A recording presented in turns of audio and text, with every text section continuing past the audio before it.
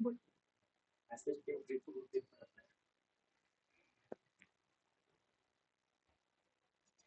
ठीक है, यहाँ पे कुछ लोग ऐसे भी हैं जो मुझे जानते हैं और कुछ लोग ऐसे भी हैं जो मुझे नहीं जानते हैं।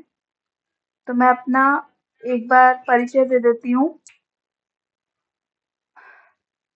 नमस्ते, मेरा नाम प्रियांशु कटियार है और मैं उत्तर प्रदेश कानपुर से बिलोंग करती हूँ।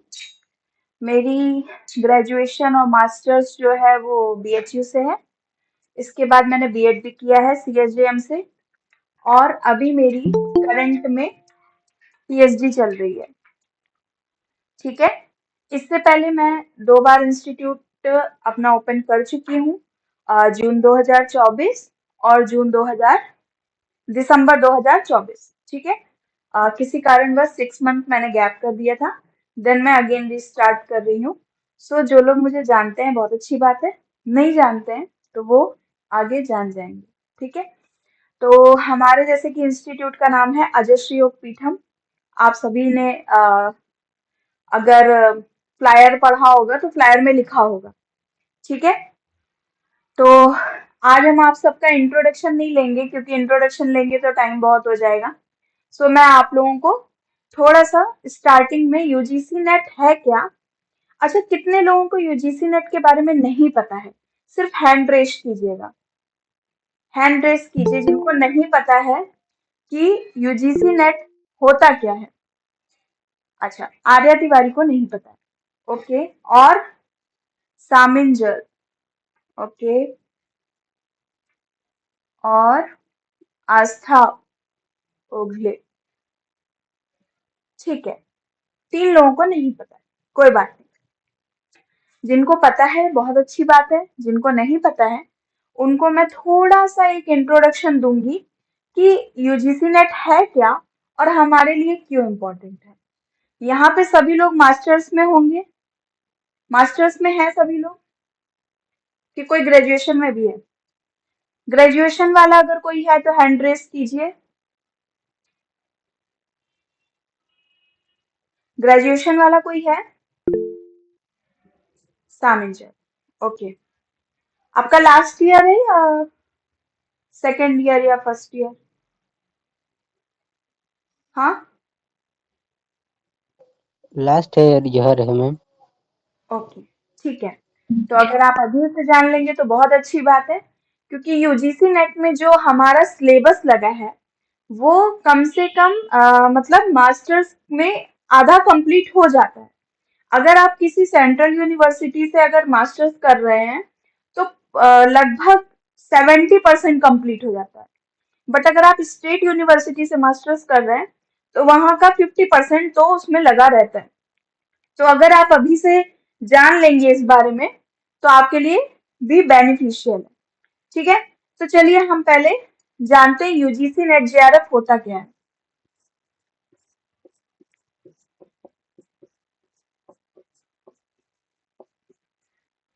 देखिए, यूजीसी द्वारा एक पेपर कराया जाता है जिसकी एलिजिबिलिटी है मास्टर्स परसुइंग या आफ्टर मास्टर्स। मतलब आप दोनों तरीके से इसको दे सकते हो, या तो आप मास्टर के फर्स्ट सेमेस्टर में या उसके बाद किसी भी सेमेस्टर में हो तो आप एलिजिबल हो। ठीक है, इवन आप ग्रेजुएशन में भी दे सकते हो, ऐसे कोई बड़ी बात नहीं। बहुत सारे बच्चे पेपर देखने के लिए ग्रेजुएशन में भी पेपर देते हैं, लेकिन मास्टर के जब आप फर्स्ट ईयर को क्रॉस कर लेते हो, पास आउट हो जाते हो, उसके बाद आप पूरी तरीके से अगर आपका नेट क्वालिफाई हो जाता है तो आप एलिजिबल हो जाते हो। ठीक है, इससे पहले आप पेपर दे सकते हो बट एलिजिबल नहीं होते। मतलब आपका जो अगर आप क्वालिफाई कर जाते हो तो आप उसकी मान्यता प्राप्त नहीं करते। ठीक है, सिर्फ क्वेश्चन पेपर बहुत सारे लोग देखने के लिए दे देते हैं मास्टर्स में या ग्रेजुएशन वगैरह में। बट फर्स्ट ईयर के बाद अगर आप पास आउट हैं तो आपका जो यदि नेट क्लियर होता है तो आप उसके लिए एलिजिबल होते हैं। ठीक है, यहाँ तक क्लियर है सभी को? क्लियर है ना? हम्म देखिए, आप लोग अगर पार्टिसिपेट करेंगे तो मुझे भी अच्छा लगेगा। हाँ, कोई क्वेरी है? कुछ पूछना है?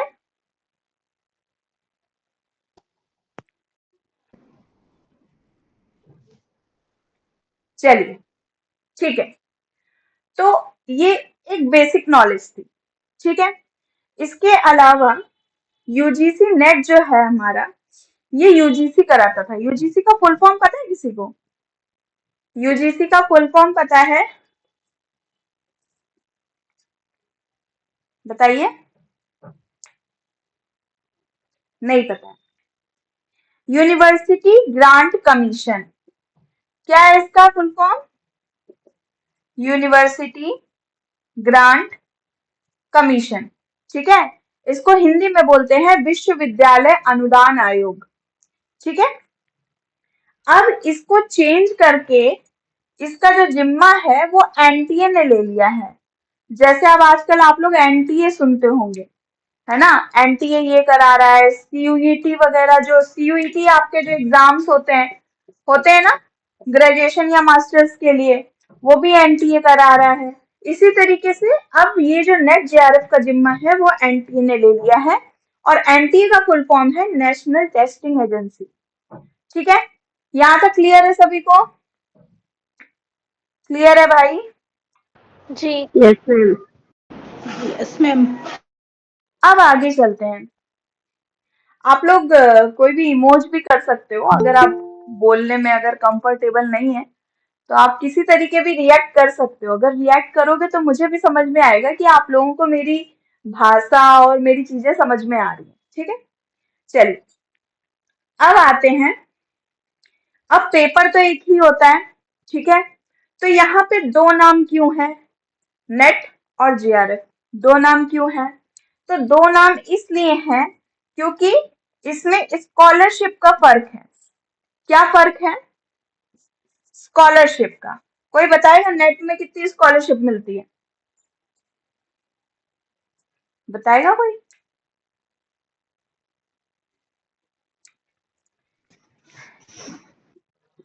8,000 पर मंथ।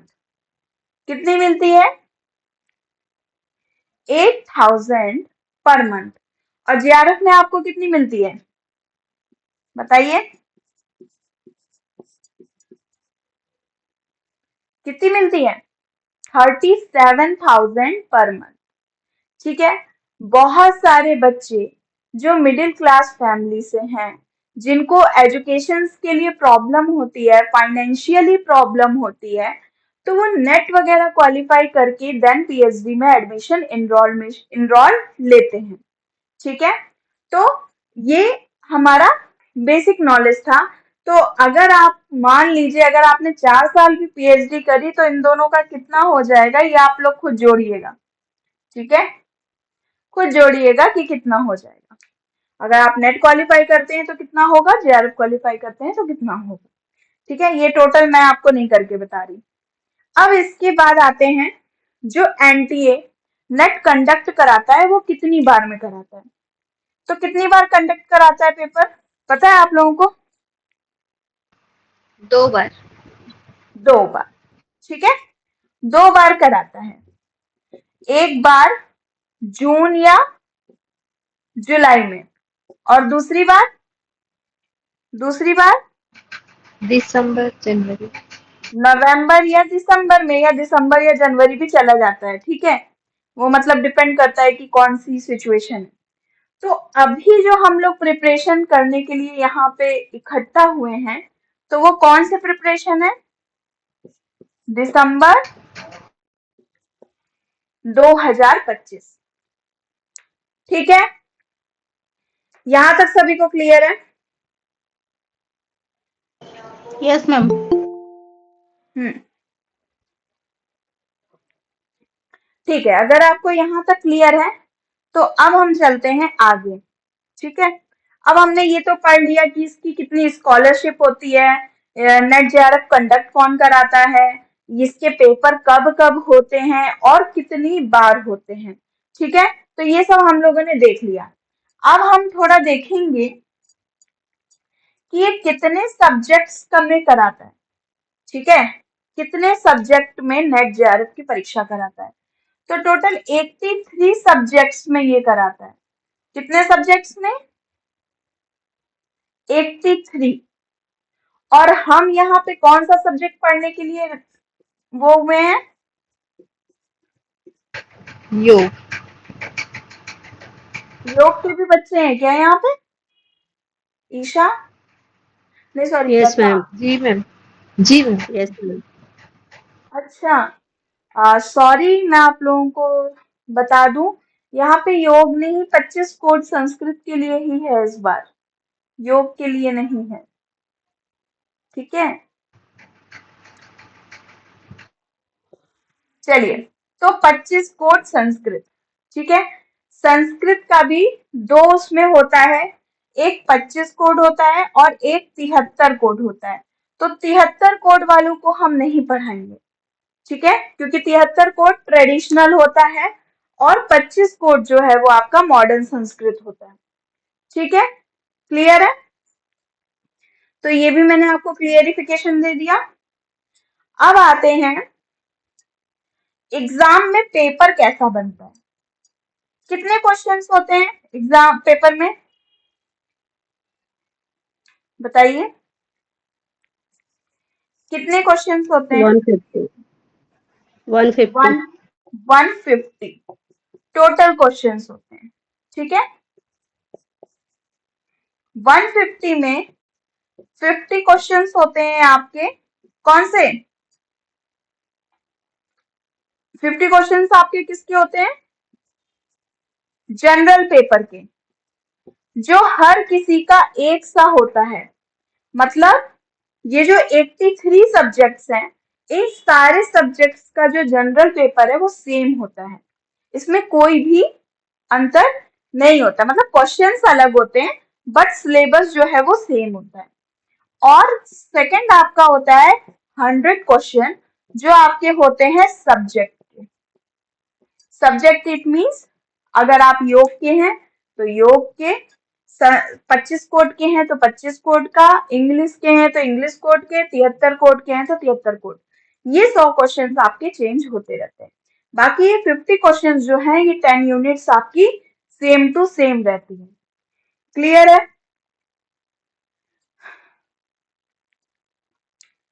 अच्छा, 150 क्वेश्चंस हैं, ये टोटल कितने मार्क्स के होते हैं?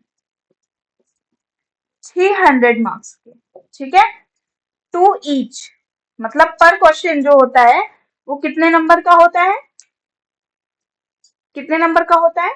2 नंबर का। और इसमें निगेटिव मार्किंग नहीं है, ये आप लोगों के लिए खुशखबरी है।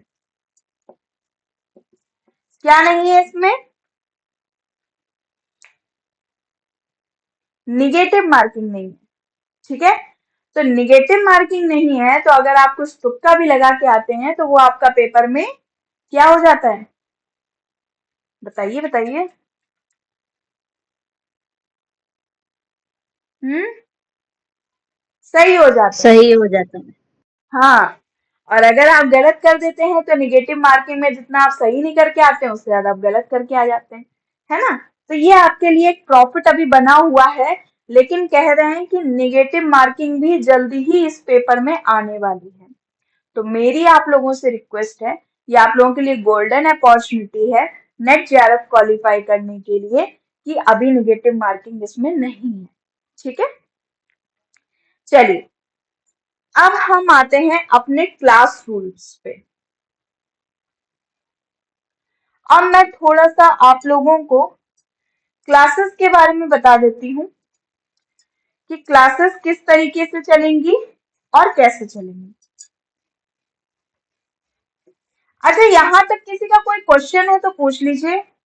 आप लोगों को यूजीसी नेट जेआरएफ के बारे में समझ में आ गया ना, क्या है, कितने क्वेश्चंस होते हैं, कैसे आता है, ये इतना क्लियर है ना सभी को? प्लीज एक बार बताइए सभी लोग।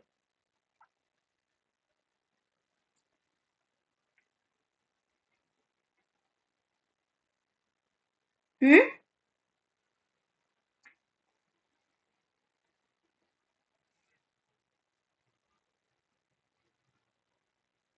प्लीज बताइए सभी लोग। मैम क्या? आप लोगों को ये क्लियर है ना, नेट क्या है, कितने क्वेश्चंस आते हैं, कैसे कैसे आते हैं, सब यस मैम। क्लियर है ना? ओके, हाँ हाँ हाँ। ठीक है। अब क्लासेस का एक सबसे मेन बात है कि ये क्लासेस सिर्फ ऑनलाइन है, ऑफलाइन नहीं है। ऑनलाइन है जो आपकी गूगल मीट पे होंगी। कहाँ पे होंगी? गूगल मीट पे। ठीक है। दूसरी बात, आपकी जो क्लास की टाइम रहेगी डेली 3 घंटा रहेगी। ठीक है। क्लास टाइम आपकी क्या रहेगी?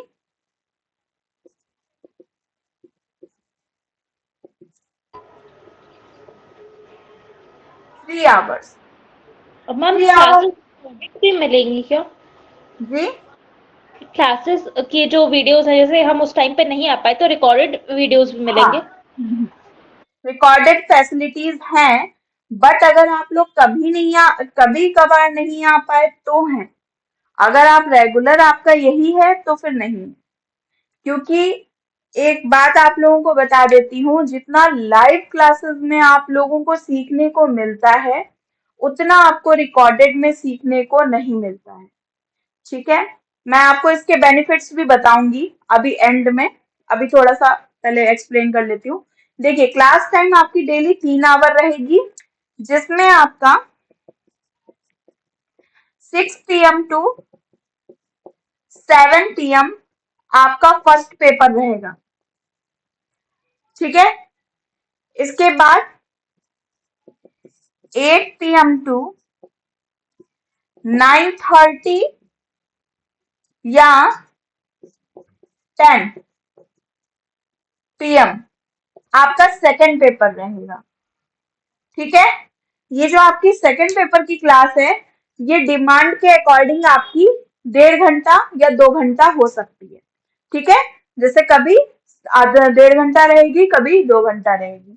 ठीक है। तो इसमें चेंजिंग होगा, बट इसमें कोई भी चेंजिंग नहीं होगा। और क्लासेस मैं आपको बता दूं, आपकी क्लासेस जो हैं वो मंडे टू फ्राइडे सेम रहेंगी। सेम मतलब सेम टाइमिंग रहेगी मंडे टू फ्राइडे। सैटरडे हमने आपको ऑफ दे रखा है। सैटरडे हमने आपको ऑफ दे रखा है और संडे हमने आपका टेस्ट रखा है। ये टेस्ट जो है ये किसी तरीके से भी हो सकता है। या तो हम आपको पीडीएफ बना के देंगे या हम आपको गूगल फॉर्म बना के देंगे। गूगल फॉर्म से आप लोग परिचित है ना? गूगल फॉर्म से आप लोग परिचित हैं? हाँ। अभी कोविड के टाइम पे बहुत सारे लोगों ने ऑनलाइन टेस्ट दिए होंगे। ठीक है। तो ये आपका कैसा भी हो सकता है, या तो गूगल फॉर्म हो सकता है या पीडीएफ हो सकती है। ठीक है।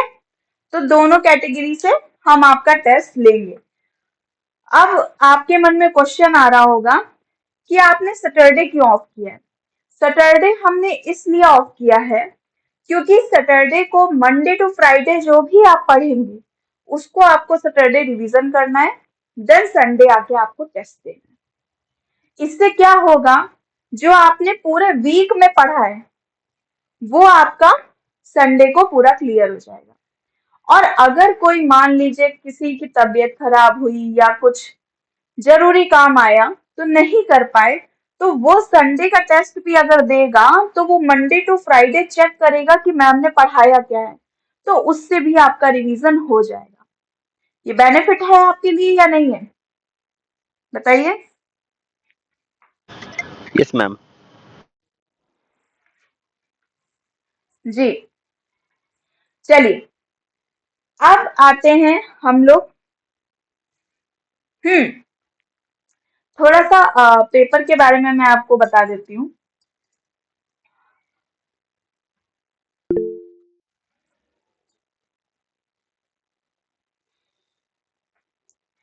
आफ्टर क्लास नोट्स जहां पे आपको जरूरत होंगे वहां पे दिए जाएंगे, अन्यथा आपको क्लास में आकर के मैं बकायदा आपको बोर्ड पे ही लिखाऊंगी। बोर्ड पे लिख करके आपको खुद नोट्स बनाने होंगे। ठीक है,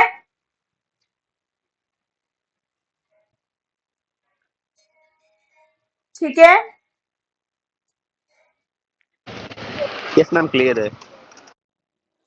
चलिए अब बेनिफिट देखते हैं, हमारे इंस्टीट्यूट का बेनिफिट क्यों है, आप ज्वाइन क्यों करोगे, है ना।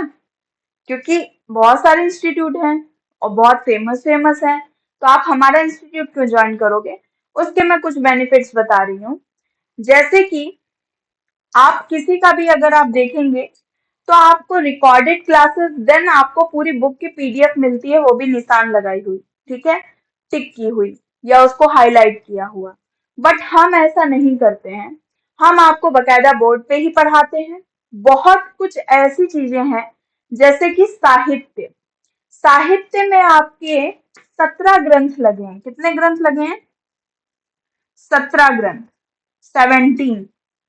तो वहां पर जो मेन मेन पंक्तियां हैं, बाकी 17 ग्रंथ के जो परिचय है वो मैं खुद पढ़ाती हूँ, ठीक है। साहित्य मेरे स्पेशलाइजेशन है, मैं खुद पढ़ाती हूँ। बट इनकी जो पंक्तियां हैं, मतलब जो छोटी छोटी बीच में कभी कभी पूछ देते हैं, वो सिर्फ मैं हाईलाइट करवाती हूँ, ठीक है। इसके अलावा मैं पूरा आप लोगों को करवाती हूँ। और नोट्स जो आपको मिलते हैं वो किताबों का सार होता है, किताबें नहीं होती हैं, ठीक है।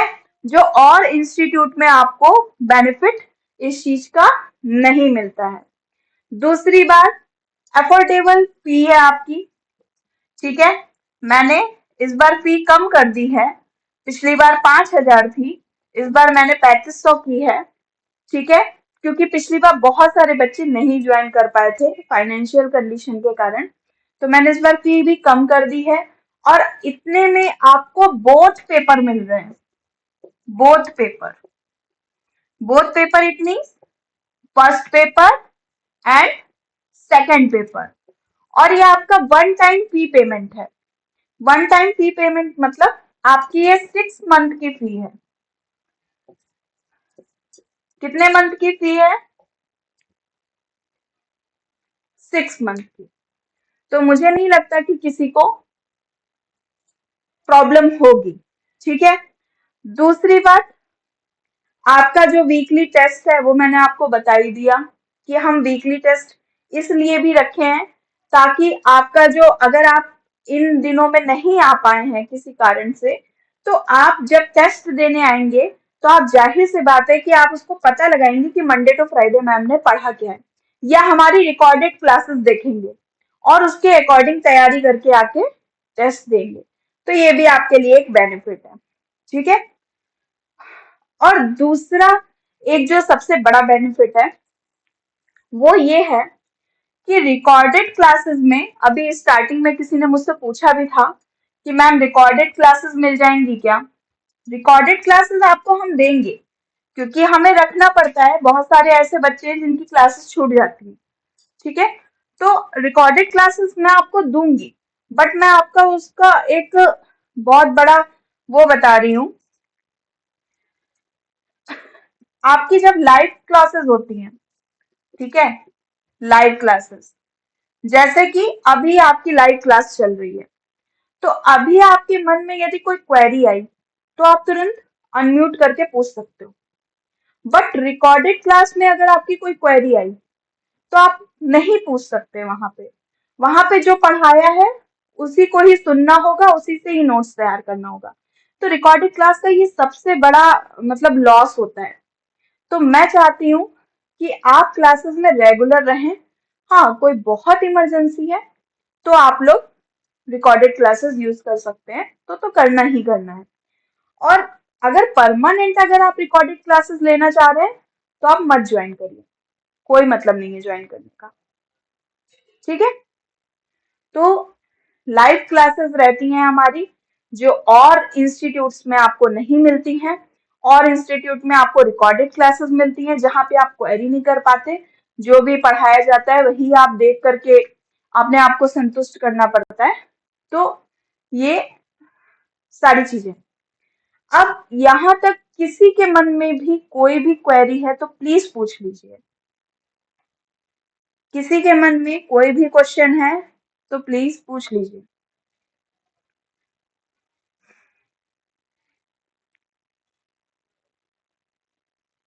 किसी के मन में कोई क्वेश्चन है? मैम जी जी मैम। हाँ जी बताइए। मैम जैसे हम लोग योग के स्टूडेंट हैं तो उनके लिए भी क्लास रहेगी क्या? मैम एक्चुअली हमारा अजस्वी योग पीठ योग और संस्कृत दोनों के लिए चलाता था हर बार, लेकिन इस बार हमने जी मैम। क्लोज कर दिया योग वाला क्योंकि बहुत हेक्टिक हो जाता है, तो फिर हमने तो मैम योग वाला। जैसे हम हाँ मैम जैसे फर्स्ट ही पेपर करें तो उसकी फीस क्या रहेगी? अच्छा, सिंगल फर्स्ट पेपर करना है? हाँ क्योंकि योग के हैं स्टूडेंट तो योग सब्जेक्ट आपके पास अभी है नहीं नहीं, योग सब्जेक्ट इसलिए। है, योग की मैम भी है हमारे पास, और योग की हाँ मैम यहाँ पे हमें पढ़ाती भी हैं। फर्स्ट पेपर में अच्छा। जो आपका मैथमेटिकल पोर्शन होगा, फर्स्ट पेपर हाँ जो है ना, उसमें आपके दो पोर्शन होते हैं, एक थ्योरी होती है, दूसरा मैथमेटिक्स होता है। तो ये जो पढ़ाती हैं ये पूजा मैम पढ़ाती हैं, और पूजा मैम योग से जेआरएफ है, योगा से जेआरएफ है।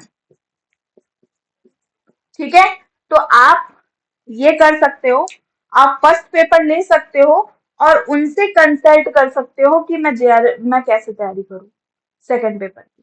ठीक है जी मैम, थैंक यू। मैम हाँ फर्स्ट पेपर और सेकेंड पेपर दोनों के रिकॉर्डिंग मिलने वाले हैं क्या? हाँ, दोनों की रिकॉर्डिंग मिलेगी। Okay ma'am, thank you. हाँ, और एक और मैं आपको चीज बताना चाह रही हूँ, आज हमारे यहाँ सेकंड पेपर का डेमो क्लास है। Second paper it means 25 code. Okay, आज मैं जो आपको डेमो दूंगी वो 25 कोड का डेमो दूंगी। कल आपका फर्स्ट पेपर का डेमो क्लास है, इसी टाइम सेम टाइम 8 PM। तो प्लीज आप लोग रिमेम्बर रखिएगा और ज्वाइन करिएगा। ठीक है, कल आपका फर्स्ट पेपर का है, आज आपका सेकंड पेपर का है। ठीक है,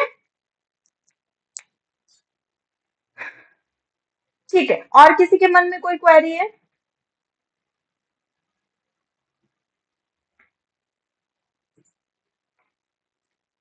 नहीं है?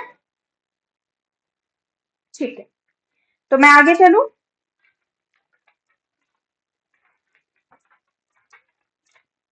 आप लोग प्लीज इसको रिमेम्बर रखिएगा। ठीक है, कल आपको फिर 8 बजे ज्वाइन होना है। ये भी आपके लिए बिल्कुल फ्री क्लास है, फर्स्ट पेपर का आपको डेमो मिलेगा, तो आपको ये पता चल जाएगा कि कैसे पढ़ना है। ठीक है, पूजा मैम बहुत ही इजीली आपको तरीके से पढ़ाएंगी। ठीक है, चलिए अब हम आगे चलते हैं। मैं आप लोगों को इंस्टीट्यूट के टीचर्स से थोड़ा सा कांटेक्ट करवाती हूँ। 1 मिनट।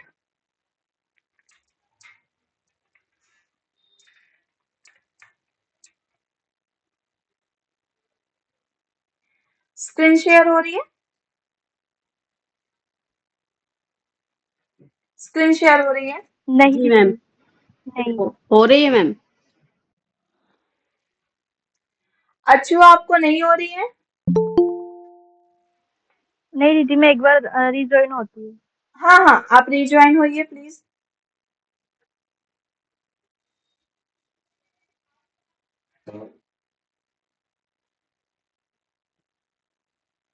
ठीक है, बाकी सबको हो रही है ना?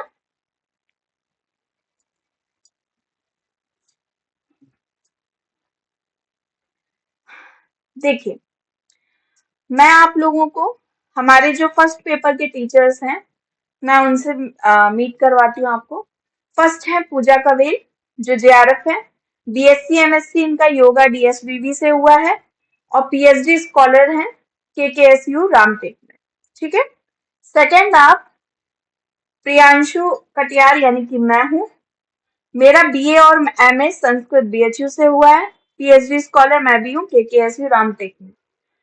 ठीक है, नेक्स्ट आपका सेकंड पेपर के जो टीचर्स हैं, इनमें सबसे पहले आपके शुभम शर्मा जी हैं, जो जेआरएफ हैं, इनका बीए एमए संस्कृत डीयू यानी कि दिल्ली यूनिवर्सिटी से हुआ है, और ये भी पीएचडी स्कॉलर हैं इग्नू दिल्ली में। ठीक है, दूसरे जो है वो सर हैं डॉक्टर सचिन द्विवेदी, जो जिनका बीए एमए पीएचडी हो चुका है, कंप्लीटेड है, देन ये अभी असिस्टेंट प्रोफेसर पोस्ट पे हैं स्कूल ऑफ शास्त्रिक लर्निंग, यानी कि ये ट्रेडिशनल तरीके से बच्चों को पढ़ाते हैं। तो हमारे पास ट्रेडिशनल टीचर्स भी हैं जो केकेएसयू रामटेक में है। देन ये थर्ड परिचय मेरा ही है। तो फोर्थ आपकी चंदा कुमारी मैम है जो नेट क्वालिफाइंग है, बीए एंड एमए संस्कृत से हैं। ये भी दिल्ली यूनिवर्सिटी के स्टूडेंट हैं और पीएचडी स्कॉलर हैं एलबीएस, यानी कि लाल बहादुर शास्त्री, दिल्ली से इनकी अभी करंट में पीएचडी चल रही है। ठीक है, तो ये सभी आपके टीचर्स हैं और इन टीचर्स में आपको समय, यानी कि समय या आवश्यकता या जरूरत पड़ने पर हम और टीचर्स को भी ऐड कर सकते हैं या इनमें से स्किप भी कर सकते हैं। ठीक है, जहां हमें लगेगा कि ये सब्जेक्ट आपको इन टीचर से नहीं समझ में आ रहा है या आपको कहीं पर कोई दिक्कत हो रही है तो हम उस जगह पे टीचर रिप्लेसमेंट करेंगे। ठीक है, और एक बात मैं और आपको बताना भूल गई कि मंडे टू फ्राइडे तो आपकी क्लासेस हैं ही। अगर हमें जरूरत लगेगी कि नहीं आपको एक्स्ट्रा क्लास की जरूरत है तो हम वो भी लगाएंगे सैटरडे को, जो आपका वीक ऑफ है। ठीक है, नेक्स्ट अब हम चलते हैं अपनी डेमो क्लासेस में। ठीक है, पीपीटी शेयर हो रही है ना सभी को? Yes ma'am. हाँ मैम। जी, देखिए मैंने स्क्रीन ओपन कर रखा है तो मेरे को शायद आपके रिएक्शन नहीं दिखेंगे, इसलिए प्लीज आप लोग थोड़ा सा अनम्यूट होकर के रिप्लाई कीजिएगा। ओके, स्टार्ट करें। देखिए हमारे पेपर में 10 यूनिट्स हैं। 10 यूनिट्स फर्स्ट पेपर में है, 10 यूनिट्स सेकंड पेपर में है। तो पूरी यूनिट्स देना यहाँ पर या दे पाना थोड़ा सा मुश्किल था, तो इसलिए मैंने कुछ कुछ जो छोटा पोर्शन है वो मैंने उठा करके यहाँ पर ऐड किया हुआ है। ठीक है, और मैंने कई सारी यूनिट्स लेने की कोशिश की है, एक साहित्य का, एक व्याकरण का, एक धर्मशास्त्र का भी हमने लिया है, ऐड किया। तो देखिए आप लोग ध्यान से पढ़िएगा क्योंकि इसके जस्ट बाद आपको क्वेश्चंस भी लगाने होंगे यहीं पर। ठीक है, तो ये यूनिट 5 का है पोर्शन। अच्छा, कोई बताएगा कि जो 10 यूनिट है उसमें मतलब कौन कौन से सब्जेक्ट्स हैं? बता सकता है? किसी ने सिलेबस देखा है? किसी ने? वेदांगो। नहीं मैम, ऐसे नहीं, ऐसे तो बहुत लेंथी हो जाएगा। मतलब जैसे वेद है, व्याकरण है, व्याकरण, हाँ हाँ, और साहित्य है, हाँ दर्शन है और धर्मशास्त्र। ठीक है, ये 5 यूनिट में आपका डिवाइडेड होता है। फिर आप बोलोगे कि 5 यूनिट में डिवाइडेड है तो 10 यूनिट कैसे हैं? तो 10 यूनिट इस तरीके से है, 5 यूनिट आपका सामान्य परिचय और 5 यूनिट आपका विशिष्ट परिचय, इस तरीके से होकर के 10 यूनिट हो जाता है। ठीक है, क्लियर है ना सभी को? चलिए अब आगे चलते हैं। तो इसमें हम देखेंगे पहले, एक मिनट,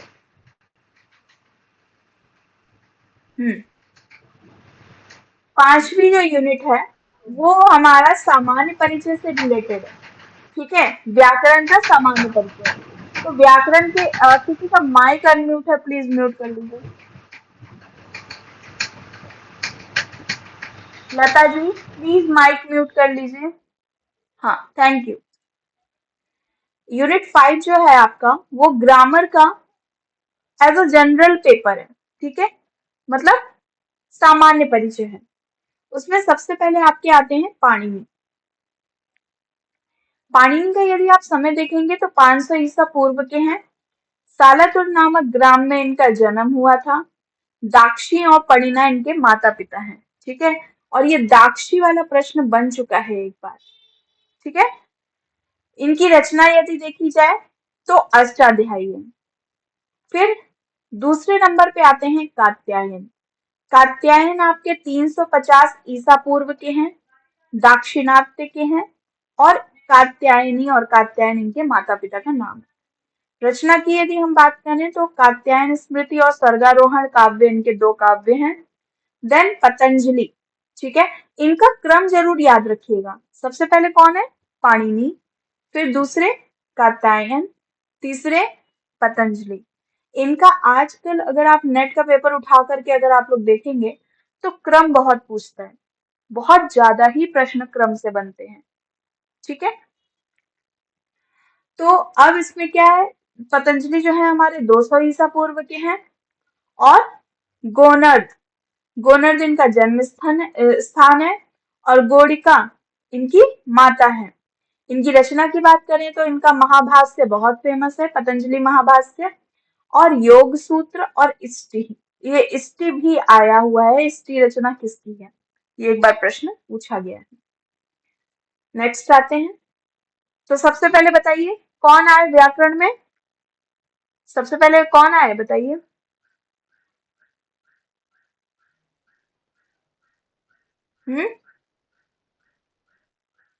पाणिनि, पाणिनि, हाँ, उसके बाद कात्यायन, कात्यायन, उसके बाद कात्यायन, पतंजलि। पतंजलि। नेक्स्ट है आपके भर्तृहरि, ठीक है। भर्तृहरि आए जो वाक्य पदियम के लिए बहुत फेमस है ना। वाक्य पदियम जो आपके लगी है, यूजीसी नेट में भी लगी है, तो उसके लिए प्रसिद्ध है। 570 ईस्वी के हैं ये, मालवा के रहने वाले हैं, गंधर्व सेन इनके शायद पिता का नाम है। इनकी शतक त्रय वो बहुत फेमस है, तो ये भी कभी कभी प्रश्न बन जाता है, शतक त्रय के अंतर्गत कौन कौन से निहित हैं या कौन सा निहित नहीं है, ये भी प्रश्न बन जाता है। तो एक किदवंती है, कहते हैं कि इन्होंने बाल्यावस्था में नीति की बातें की, ठीक है, नीति की बातें करते थे तो इन्होंने नीति शतक लिख दी। फिर इनको प्रेम हुआ और प्रेम के बाद इन्होंने श्रृंगार शतक लिखी, ठीक है, ऐसा माना जाता है। और फिर उनकी जो प्रेमिका थी उन्होंने उनका हृदय विदीर्ण कर दिया, जिसके बाद इन्होंने वैराग्य हुआ इनको और इन्होंने वैराग्य शतक लिख दी। और यही तीनों जो इनकी पुस्तकें हैं ये शतक त्रय के नाम से प्रसिद्ध हैं। तो अगर आपको याद करनी है तो आप इस किदवंती के अनुसार भी याद कर सकते हैं, ठीक है। किदवंतियां मतलब होता है कहावतें या कथाएं, ठीक है, लोक कथाएं। तो ऐसा इनके बारे में मानते हैं। आगे आते हैं जैनेन्द्र व्याकरण। जैनेन्द्र व्याकरण जो है ये पुस्तक का नाम है, ठीक है, ये व्यक्ति नहीं है। व्यक्ति है श्री देवी माधव भट्ट, सॉरी ये देवनंदी, ठीक है, श्री देवी इनकी माता का नाम है, माधव भट्ट इनके पिता का नाम है। और ये जो जैनेन्द्र व्याकरण है ये रचना है, ठीक है, तो इसको भी ध्यान रखिएगा। ये कहाँ के हैं? कर्नाटक के हैं। फिर आते हैं वामन और ज्यादित्य, ये 2 लोग हैं। 600 से 660 ईस्वी इनकी मानी जाती है जन्म, और रचना इनकी है काशिका वृत्ति। काशिका वृत्ति किस पे लिखी हुई है? अष्टाध्यायी पे, ठीक है। और काशिका विवरण पंजिका ये किस पर लिखी हुई है? न्यास पे। और पदमंजरी भी इन्हीं की रचना है, ठीक है। तो एक बार फिर से हम लोग क्रम देखेंगे। सबसे पहले कौन है? पाणिनि, कात्यायन, पतंजलि, भर्तृहरि, जैनेन्द्र व्याकरण और वामन ज्यादित्य, ठीक है। नेक्स्ट आते हैं, अंतिम में आपको नागेश भट्ट मिलेंगे। सबसे अंतिम आपके नागेश भट्ट ही हैं, ठीक है। इनको नागोजी भट्ट भी कहा जाता है, ठीक है। ये देखिए यहाँ पर लिखा हुआ है अन्य नाम इनका नागोजी भट्ट। ये महाराष्ट्र के रहने वाले हैं और इनकी माता का नाम है सीता देवी और पिता का नाम है शिव भट्ट। रचना की यदि हम बात करें तो इनकी व्याकरण सिद्धांत मंजूषा है, उद्योग टीका भी इन्होंने लिखी है प्रदीप पे, और स्फोटवादी भी ये कहलाते हैं। लघु शब्देन्दु शेखर, बृहद शब्देन्दु शेखर और लघु मंजूषा ये भी इनकी रचना है। कहते हैं ये रचनाओं में इतने लिप्त थे कि इनके पुत्र और पुत्री नहीं हुए, तो इन्होंने जितनी भी मंजूषा है उनको अपनी पुत्रियां मान ली थी और जितने भी शेखर हैं उनको अपना पुत्र मान लिया था, ठीक है। ये भी एक किदवंती ही है। तो इससे भी आप पहचान सकते हो कि जिनके लास्ट में शेखर या मंजूषा प्राप्त होता है तो वो किसकी रचना है? किसकी रचना है बताइए?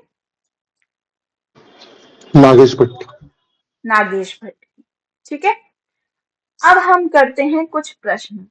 अभी हमने आपको कालक्रम जी, अभी हमने कुछ कालक्रम पढ़ाए हैं। आप सभी के गूगल मीट में एक चैट बॉक्स है, वहां पर आप इसका आंसर दे सकते हैं।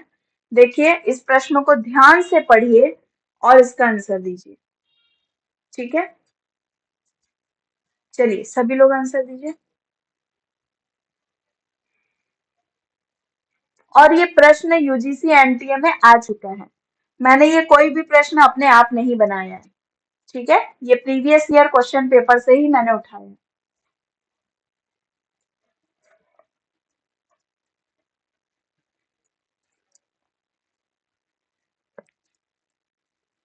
सभी लोग चैट बॉक्स में आंसर देंगे, ऑप्शन 1, ऑप्शन 2, ऑप्शन 3 करके।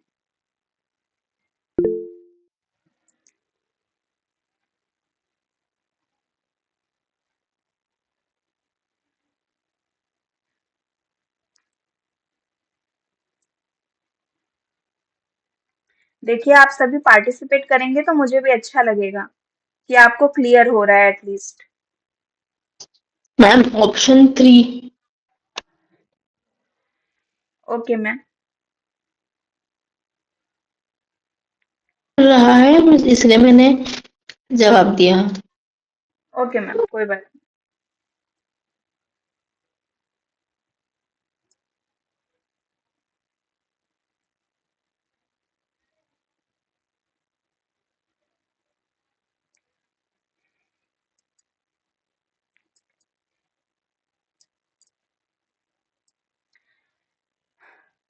देखिए, अभी हम लोगों ने हाल में ही क्रम पढ़ा था।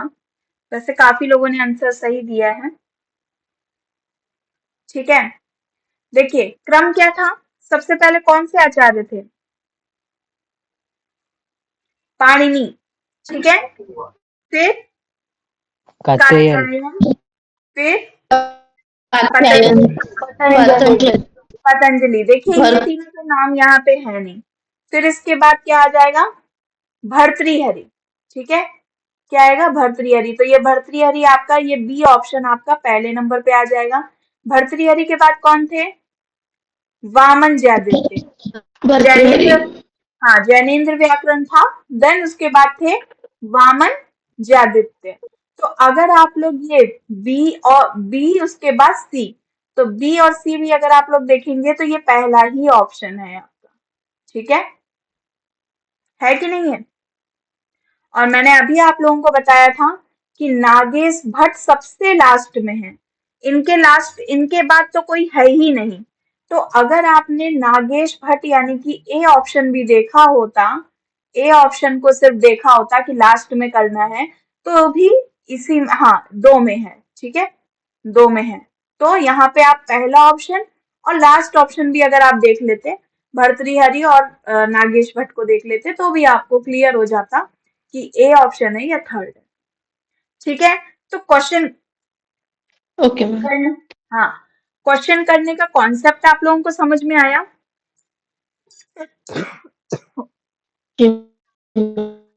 देखिए, जब मैम वो हम बहुत मुश्किल होते हैं, बहुत कंफ्यूजिंग होते हैं, मुश्किल यानी कि कंफ्यूजिंग होते हैं। मैं आपको बता दूं, जब आप वहां पे पेपर देने जाते हैं तो वहां पे इस तरीके के कंफ्यूजिंग सवाल बहुत होते हैं जो आपकी मेमोरी को बिल्कुल घुमा देते हैं। पढ़ा पढ़ाया सवाल भी आप गलत करके आ जाते हैं। तो इन चीजों से आपको सबसे पहले ये क्लियरेंस करना है कि सबसे पहला कौन है और सबसे आखिरी कौन है। ये 2 पे आपको चयन करना है। ठीक है, और कम से कम सवाल को कम से कम 2 से 3 बार जरूर पढ़ना है। ठीक है, क्लियर है? सभी को क्लियर है? Yes ma'am. बाकी लोग?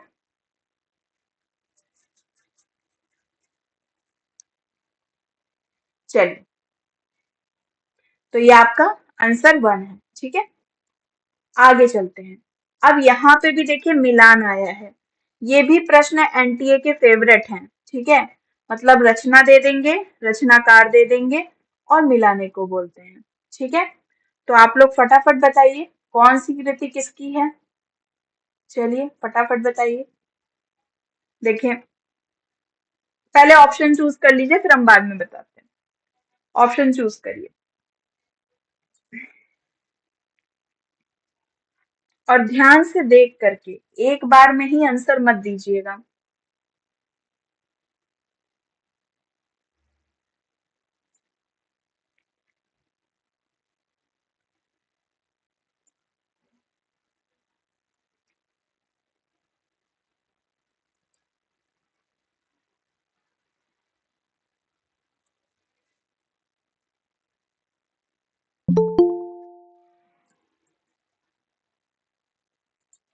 ओके, यहाँ आंसर 3 होगा मैम। हाँ जी, A3, B2, C1, D4। अच्छा,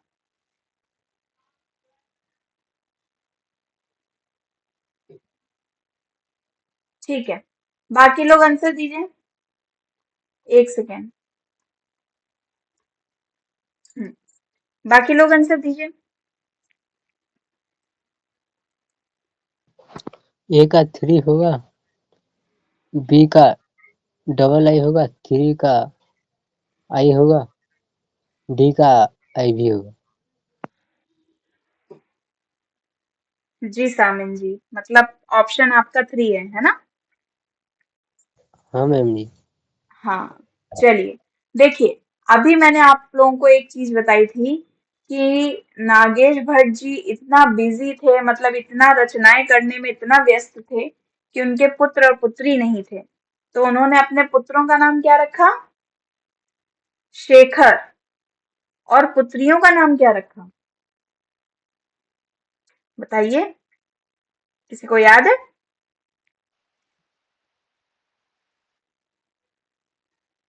हम्म? अरे कोई तो बता दीजिए, तो मुझे भी लगे सफल हुआ मेरा पढ़ाना। नहीं मैम, अब मंजूषा। कीजिए। मंजूषा। मन जी, मंजूषा। ठीक है, तो देखिए यहीं पर ही आपका सबसे पहला आपका नागेश भट्ट कहाँ पे मिल जाएगा? शेखर में। तो अब देखिए यहाँ पे ए का थर्ड 1 में भी है और ए का थर्ड थर्ड में भी है, तो 2 ऑप्शन आपके सेम है। तो अब हम दूसरा भी देख लेते हैं। तो अभी आपने जिनेंद्र इष्टि देख लीजिए। इष्टि, इष्टि रचना मैंने आपको बताई थी, एक बताई थी ना, किसकी? प्रदीप टीका भी बताई थी मैंने आपको, है ना? पतंजलि। तो ये आपका जो डी का है वो 4th हो जाएगा। पतंजलि की इष्टि रचना है और मैंने आपसे बताया भी था कि ये एक बार परीक्षा में पूछी भी गई है।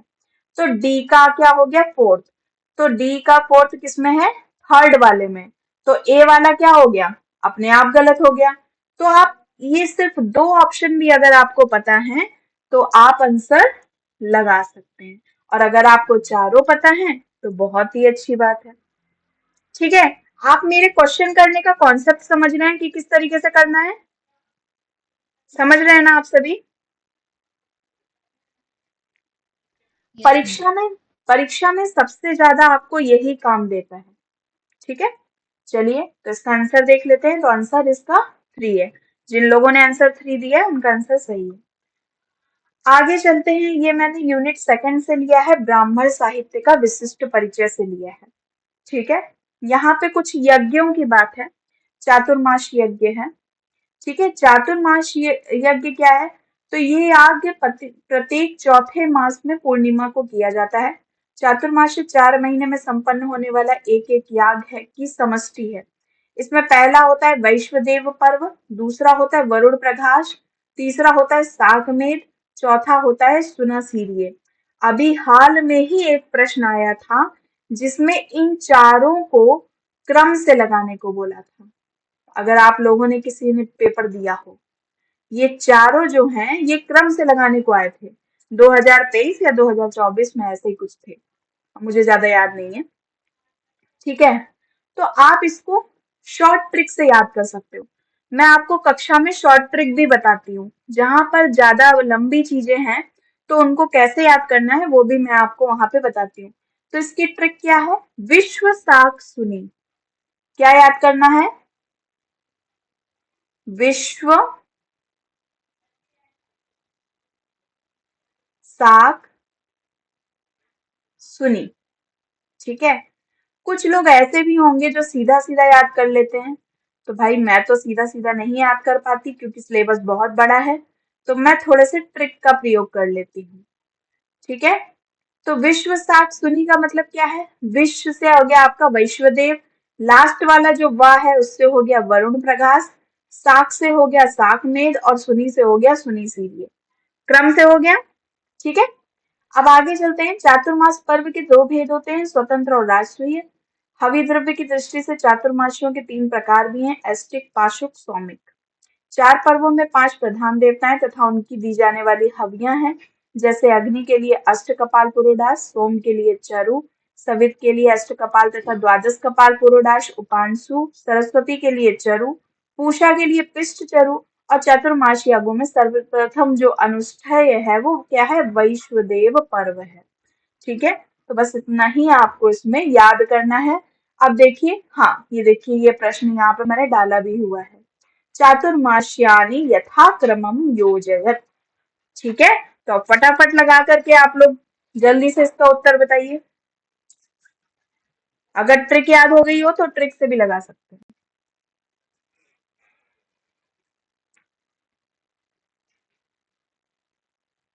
यहाँ पे One. मैंने आंसर 1 ओके मैम, बी यहाँ बी पे जी जी जी, यहाँ पे ये मैंने क्वेश्चन आईडी दी हुई है, तो अगर आप लोग चाहो मुझे रीचेक करना तो आप रीचेक भी कर सकते हो।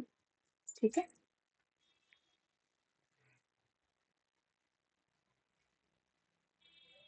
चलिए फटाफट बताइए जल्दी से सभी लोग, इनबॉक्स में मैसेज कीजिए।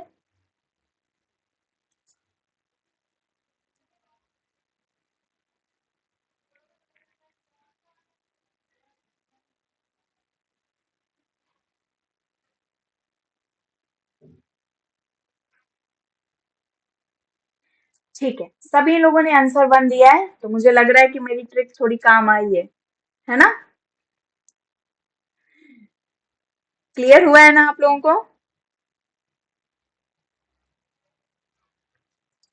चलिए, तो अब हम लोगों ने यूनिट 5 पढ़ ली, यूनिट 2 पढ़ ली, अब यूनिट 10 भी थोड़ी सी हम लोग देखेंगे। ठीक है, ये हमारी धर्मशास्त्र से रिलेटेड है। धर्मशास्त्र में आपका 3 शास्त्र लगे हुए हैं, मनुस्मृति, याज्ञवल्क्य स्मृति और कौटिल्य अर्थशास्त्र। तो ये कौटिल्य अर्थशास्त्र से आपका एक प्रश्न है। ठीक है, तो कौटिल्य अर्थशास्त्र में इंद्रिय जय आता है। 6 इंद्रियां होती हैं। कितनी इंद्रियां होती हैं? 6। इसमें देखिए क्या है, विद्या विनय हेतु इंद्रिय जय काम क्रोध लोभ मान मद हर्ष त्याग कार्य। ठीक है, विद्या और विनय का हेतु जो होते हैं वो इंद्रिय जय होते हैं, अतः काम क्रोध लोभ मान मद हर्ष के त्याग से इंद्रियों पर विजय प्राप्त करनी चाहिए। ठीक है, मनुष्य की जो ये 6 इंद्रियां होती हैं, इन पर मनुष्य को अपनी विजय प्राप्त करनी चाहिए। ठीक है, अथवा शास्त्रानुष्ठानम इंद्रिय जया वा, अथवा शास्त्रों में प्रतिपादित अनुष्ठान को इंद्रिय जय कहते हैं। कृष्णम ही शास्त्रम इदम इंद्रिय जयः, सारे शास्त्रों का मूल कारण जो है वो इंद्रिय जय है। तद विरुद्ध वृत्ति ही अश्वेन्द्रियः चातुरंतो अपि राजा सद्यो विनश्यति, शास्त्र विहित कर्तव्यों के विपरीत आचरण करने वाला अवशेन्द्रिय राजा पृथ्वी का अधिपति हुआ भी शीघ्र नष्ट हो जाता है। कहने का तात्पर्य ये है, जो ये 6 इंद्रियों पे अपना काम वो नहीं करता है, क्या नहीं करता है, कंट्रोल नहीं करता है या उनको उन पे विजय प्राप्त नहीं करता है, ऐसे जो राजा होते हैं, चाहे वो राजा हो चाहे वो सामान्य मनुष्य हो, वो शीघ्र ही क्या हो जाते हैं, नष्ट हो जाते हैं। अब इनमें ये बताया गया है कि 6 इंद्रियों से कौन कौन से राजा नष्ट हुए हैं। तो काम से कौन कौन से राजा नष्ट हुए हैं? तो डांडक्य और कराल। कोप मतलब क्रोध करना, क्रोध से कौन कौन से राजा नष्ट हुए हैं? तो जन्मेजय और तालगंज। लोभ से कौन नष्ट हुए हैं? तो पुरुरवा और अजबिंदु। अभिमान, अभिमान से कौन कौन से राजा नष्ट हुए हैं? तो रावण और दुर्योधन। इनकी स्टोरी तो आप लोगों को पता ही होगी। दुर्योधन ने भी अभिमान था उसके अंतर्गत, है ना। रावण का भी अभिमान था, सीता को वापस नहीं किया था, है ना। मद, मद से विनष्ट होने वाले कौन हैं? तो डंबोद्भव और है राज अर्जुन। ठीक है। हर्ष, देखिए खुशी, खुशी भी मृत्यु का कारण होती है, तो ज्यादा खुश होना भी नहीं चाहिए, है ना। तो उससे कौन कौन हुए? वातापी और वृष्णि। ठीक है। तो ये कुछ राजा हैं जो 6 इंद्रियों से नष्ट हुए हैं। अब इनको याद करने की एक ट्रिक है। जैसे आप काम से याद कर सकते हो कदाक, क्या याद करोगे? कदाक। ठीक है। कोप से क्या याद करोगे? कोजत। कोजत मतलब, को से मतलब कोप, ज से जन्मेजय, त से तालगंज। लोभ से क्या याद करोगे? लोपू अज। लो मतलब लोभ, पू से पुरूरवा और अज से बिंदु। ठीक है, अज बिंदु। अभिमान से कैसे याद करोगे? तो अरादु। क्या याद करना है इसका? अरादु। अ, रा, रा से रावण, दू से दुर्योधन। ठीक है, तो इसको हम याद करेंगे अरादु। मद से याद करेंगे मडहई। क्या याद करेंगे? मडहई, मतलब सबका पहला पहला शब्द लेना है। म से मद, ड से डम्बोद्भव और हई से हई हई राज। ठीक है। हर्ष, तो हवाब्री, इसको कैसे याद करना है? हवाब्री, ह से हर्ष, वा से वातापी और व्री से वृष्णि। ठीक है। कोदाक, कोजत, लोपुअज, अरादू, मडहई और हवाब्री। ठीक है, 2-3 बार बोलोगे तो आप लोगों को याद हो जाएगा। अब हम क्वेश्चन पे आते हैं। तो क्वेश्चन देखिए क्या आया है। कौटिल्यम मतानुसार यथोचितम मेलनम कुरत। ये भी आपका एनटीए नेट में प्रश्न आया है। बोल रहा है कि कौन सी इंद्रिय से कौन से राजा की मृत्यु हुई है, उससे आपको उस पर क्या करना है? जोड़ना है। तो अगर 2 भी आपको याद हुए हैं तो आप लोग कर सकते हो। चलिए फटाफट आंसर दीजिए सभी लोग।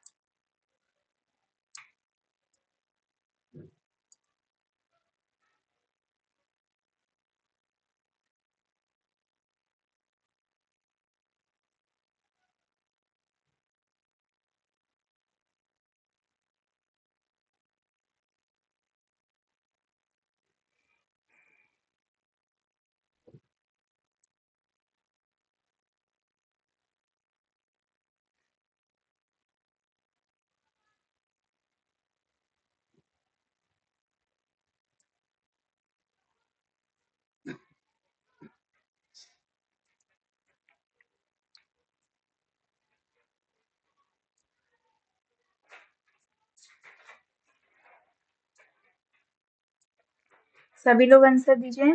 3 ही लोगों ने दिया है, बाकी लोग?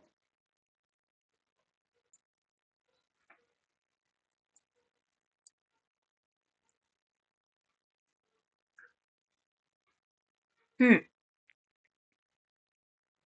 ठीक है, हम थोड़ा सा देखते हैं। देखिए इसका आंसर है 3। ठीक है। देखिए मैंने अभी आपको पहला ही बताया था काम, ठीक है, जिसका क्या था? कदाक। तो ए का क्या हो जाएगा बताइए? कदाक। तीसरा हो जाएगा, है ना। दूसरा क्या था? लोभ का भी मैंने बताया था, लोपू अज बताया था ना।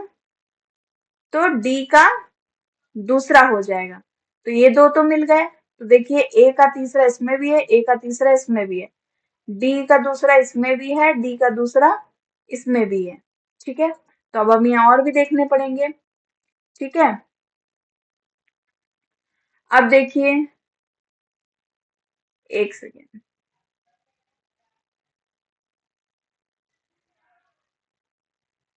कोजत, ठीक है, जन्मजय और तालगंज। तो बी का क्या हो जाएगा, पहला। तो बी का पहला ये आपका इसमें है, इसमें नहीं है, इसमें बी का चौथा है। तो ये आपका ऑप्शन 3 हो जाएगा और ये आपका गलत हो जाएगा। ठीक है, इसमें मुझे लग रहा है ये एक ऑप्शन गलत है, हो सकता है पेपर में थोड़ा सा हो गया हो।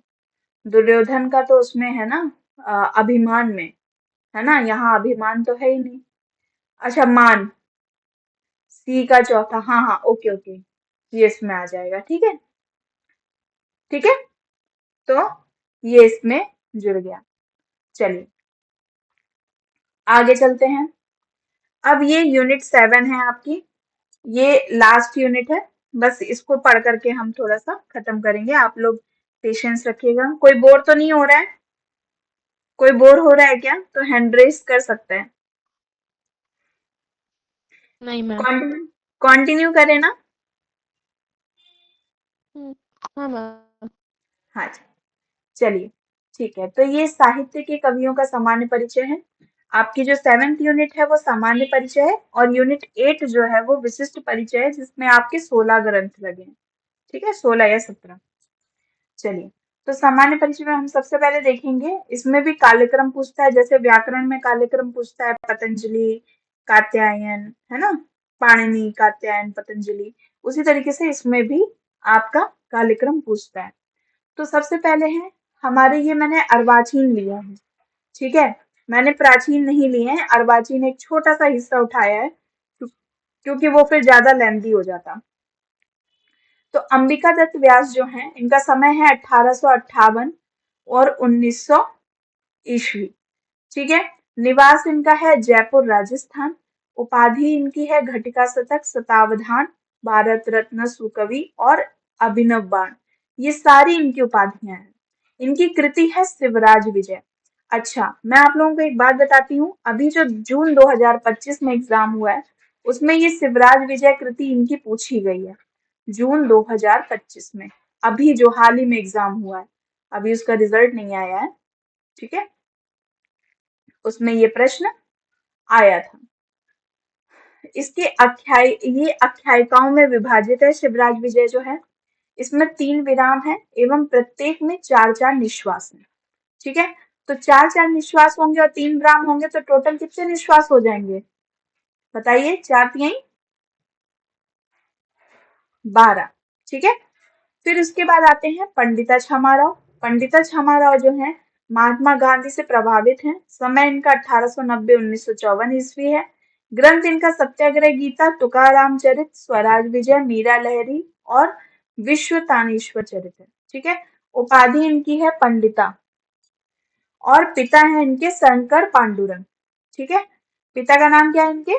शंकर पांडुरंग। फिर आते हैं वी राघवन, जो है वेंकटराम राघवन।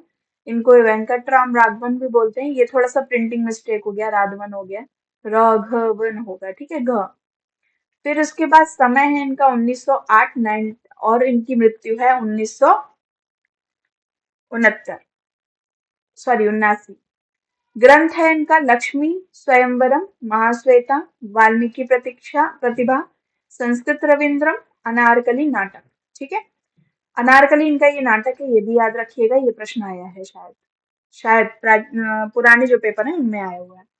महाकाव्य इनका है श्री मंतुत स्वामी दीक्षित चरितम। ठीक है, इसके बाद है श्रीधर भास्कर वर्णेकर। ठीक है, जिनका समय 1918 से 2000 ईस्वी है। ये बहुत ही मतलब अर्वाचीन है। अच्छा, अर्वाचीन का मतलब क्या होता है? कोई बताएगा मुझे? अर्वाचीन का मतलब क्या होता है?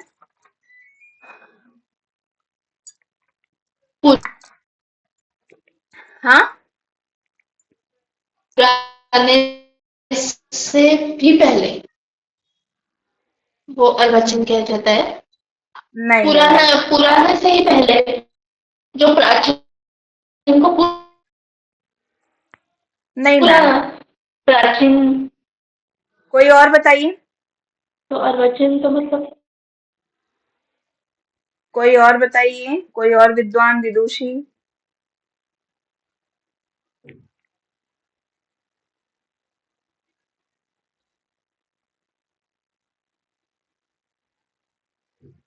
कोई भी विद्वान नहीं है, कोई भी विदुषी नहीं है। हाँ, कि सब सो गए हैं? अर्वाचीन का मतलब होता है नया, प्राचीन का मतलब होता है पुराना। ठीक है, इसको ध्यान रखिएगा। उपाधि है इनकी प्रज्ञा भारती, कृतियां हैं इनकी वात्सल्य रसायनम, स्वतंत्र वीर शतकम, मानली ग्राम गीता इत्यादि। इसके अलावा इनकी भारत रत्न शतकम और शिवराज्योदय। ठीक है, ये भी इनकी है। ठीक है, तो अब इनका कार्यक्रम आता है।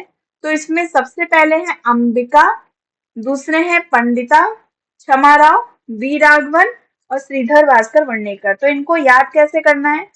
अंबिका, एक सेकेंड, हाँ, अंबिका क्षमा मांगती हैं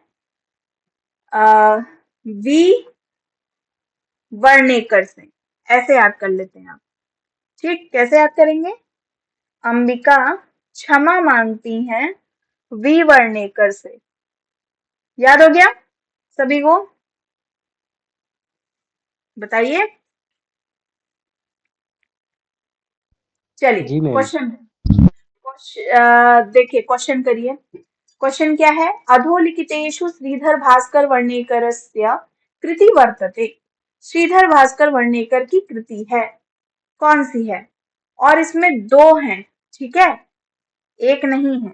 ये भी प्रश्न ध्यान से देखिएगा। चलिए बताइए फटाफट।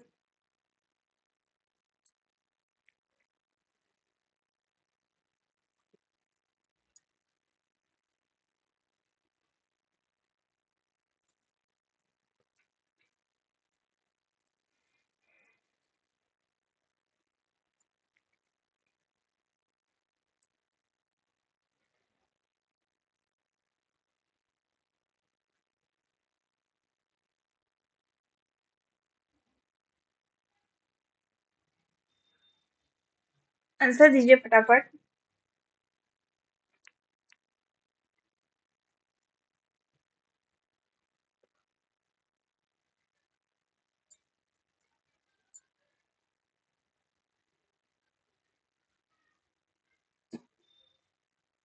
चलिए आगे चलते हैं। तो इसका आंसर है 1, यानी कि सी और डी। तो शिवराज्योदयम और वात्सल्य रसायनम, एक बार आप बैक करके देख भी सकते हैं। ये देखिए, यहाँ पर मैंने क्या प्रश्न पूछा था? वात्सल्य रसायन और ये शिवराज्योदय। ठीक है, ये दोनों कृतियां पूछी गई थी। चलिए नेक्स्ट क्वेश्चन देखते हैं। अब पूछता है अधोलिखितान साहित्यकारान कालक्रमेण योजयत। ठीक है, कालक्रम पूछा गया है। तो चलिए फटाक से बता दीजिए, ट्रिक हमने आपको बता ही दी थी। जल्दी से आंसर दीजिए सभी लोग।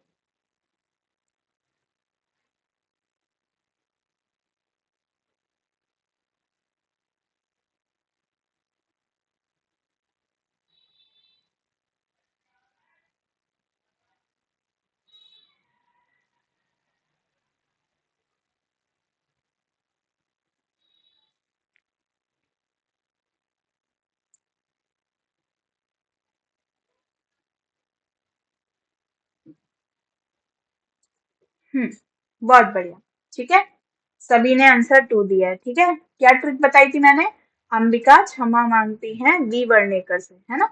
तो वर्णेकर सबसे लास्ट में आ जाएंगे। तो सी देखिए, यहाँ पे लास्ट में 2 में है, 2 में भी है, 3 में भी है।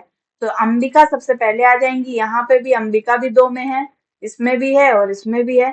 तो क्षमा मांगती है, तो बी भी पहले बाद में आ जाएगा। तो ए बी डी सी। ठीक है, ये आपका सही हो जाएगा। चलिए, तो आज के लिए इतना ही।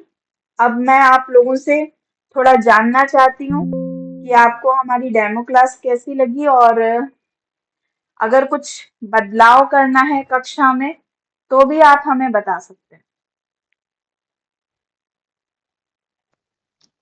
मैम मुझे आज सिर्फ आपकी क्लास करनी है, मुझे तो अभी नेट देनी नहीं है। ओके, ठीक है। और बाकी लोग?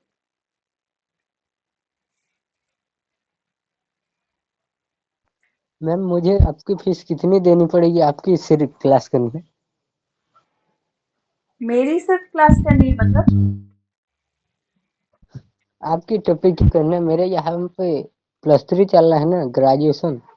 हाँ, तो सिर्फ आपकी करी टॉपिक, संस्कृत की टॉपिक खाली साहित्य की करनी है। अच्छा सिर्फ साहित्य। सर ऐसा कोई प्रावधान नहीं है कि सिर्फ साहित्य की मैं आपको कक्षा दे सकूं। आपको पूरा कोर्स ही लेना पड़ेगा अगर आपको लेना है। हाँ, ये कर सकती हूँ कि सिर्फ आप सेकंड पेपर ले लीजिए, फर्स्ट पेपर मत लीजिए, ये कर सकती हूँ। जी मैम, जो सेकंड पेपर का प्राइस कितना होगा?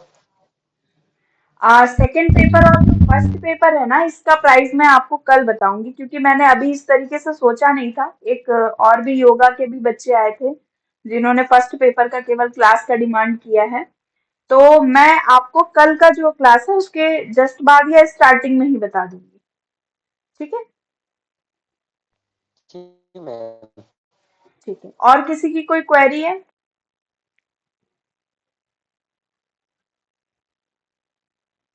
जी मैम, आप शिक्षा शास्त्री बीएड की प्रिपरेशन नहीं करते? किसकी? शिक्षा शास्त्री बीएड की? मेरा बीएड कंप्लीट है। आप प्रिपरेशन नहीं कराते हैं क्या मैम? नहीं नहीं, प्रिपरेशन नहीं कराते, नहीं, सिर्फ यूजीसी नेट की कराते हैं। जी मैम।